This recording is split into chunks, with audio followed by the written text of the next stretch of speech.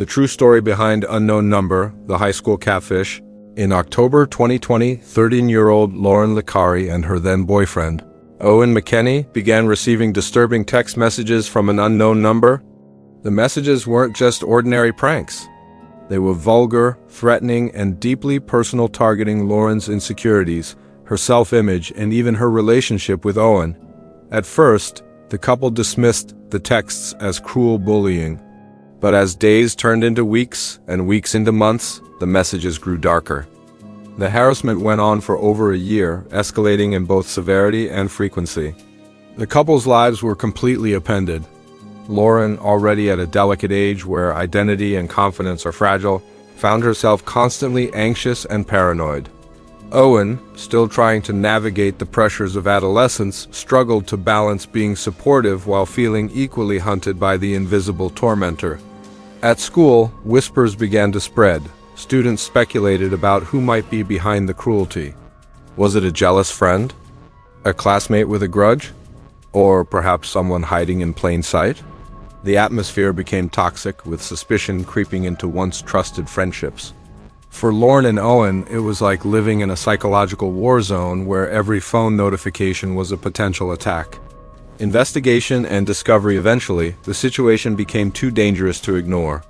Local authorities in Isabella County were called in, and Sheriff Mike Main launched an investigation. At first, detectives zeroed in on Lauryn and Owen's peers. After all, cyberbullying among teens was a growing issue, and the intimate knowledge of Lauryn's personal life suggested that the culprit had to be someone close. The investigation quickly spread through the school, casting a cloud of doubt over many students. Relationships between friends fractured as accusations flew. Parents demanded answers. Yet, despite multiple interviews and hours of digital forensics, the case seemed to go nowhere. That's when Bradley Peter, a police officer from nearby Beal City, stepped in as a liaison to the FBI.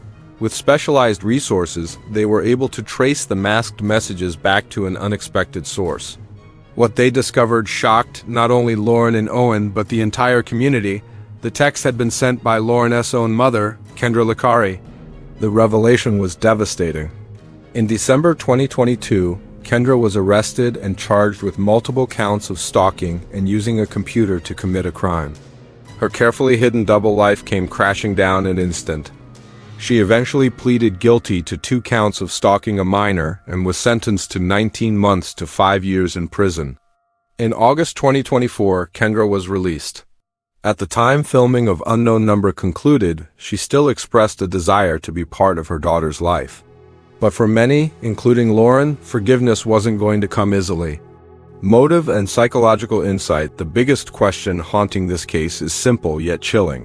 Why would a mother torment her own daughter? In the documentary, Kendra offers her own explanation. She claims she did not send the original texts, but decided to message the teens herself in an attempt to uncover the real sender. She says that once she began, her actions spiraled out of control. She also revealed that her behavior was influenced by unresolved trauma from her own teenage years, including a sexual assault at the age of 17 that resurfaced as her daughter approached the same age. Kendra described her state of mind as one consumed by anxiety, fear, and misplaced control. However, authorities, including Sheriff Mike Main, and even Lauryn herself, believe that Kendra fabricated much of this story and that she alone was behind all the messages from the very beginning. This dual narrative between Kendra's claims and the overwhelming evidence against her added to the disturbing complexity of the case. It highlighted how the scars of unresolved trauma can sometimes manifest in destructive ways, and how mental health struggles, when left unchecked, can lead to unimaginable outcomes. Impact on the victims. For Lauryn, the ordeal left permanent scars. Being stalked and manipulated by her own mother was a betrayal unlike any other. Her relationship with Owen suffered under the strain, and she found it nearly impossible to trust those around her. Imagine being a teenager, believing your world is collapsing because of anonymous hate, only to learn that the source of the torment was the person meant to protect you most. Despite it all, Lauryn has shown resilience. Now 18, she has expressed an interest in studying criminology, likely inspired by her experience.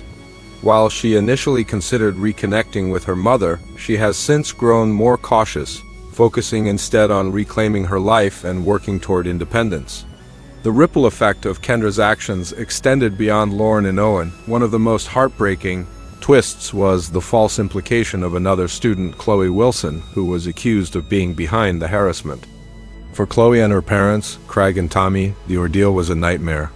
They defended their daughter fiercely, and eventually a forensic examination cleared her name, but the damage had already been done. Chloe's reputation was tarnished, friendships were strained, and she became another casualty of Kendra's deception. Community reaction and media attention. When the truth came out, the community was left stunned. Parents who once trusted Kendra as a basketball coach for the local school team struggled to comprehend how she could target her own child so viciously. Neighbors and friends questioned whether they had missed warning signs. National media quickly picked up the story, turning the small Michigan town into the center of a national conversation. On The View, Joy Behar openly criticized Kendra, calling her psychotic and wondering aloud why she wasn't in a psychiatric facility instead of prison. The panel used the case as a springboard to discuss the broader dangers of social media and digital communication, noting how technology can become a weapon in the wrong hands, not just among teenagers but among adults as well. The case also triggered difficult but necessary conversations among families. Parents began asking themselves tough questions. Do I know what my kids are really going through online? How can I build trust so they come to me when they're being targeted? And perhaps most importantly, could I truly say I know the people closest to me as well as I think I do? Lessons learned and final thoughts. The story of unknown number. The High School Catfish is not just about one family's tragedy, it's a cautionary tale for all of us. It underscores the importance of trust, communication, and awareness in a digital age where anonymity can fuel cruelty. Director Skye Borgman, known for her work on other true crime documentaries, has said that she hopes the film sparks important conversations between parents and kids about both technology and trust. This case is a crazy circumstance, but kids are getting terrible text messages every single day, and they're dealing with cyberbullying every single day. The FBI might not be getting involved, but they're dealing with it, she explained. And she's right. While Kendra's actions were extreme, the reality is that countless young people face online harassment daily. Most don't make the headlines, but the emotional toll can be just as devastating. As we reflect on this story, it's important to approach it with empathy while recognizing the severity of the harm caused. We must prioritize open dialogue about mental health, encourage healing over silence, and ensure that technology is used responsibly. For Lauryn, Owen, Chloe, and their families, the road to healing will be long.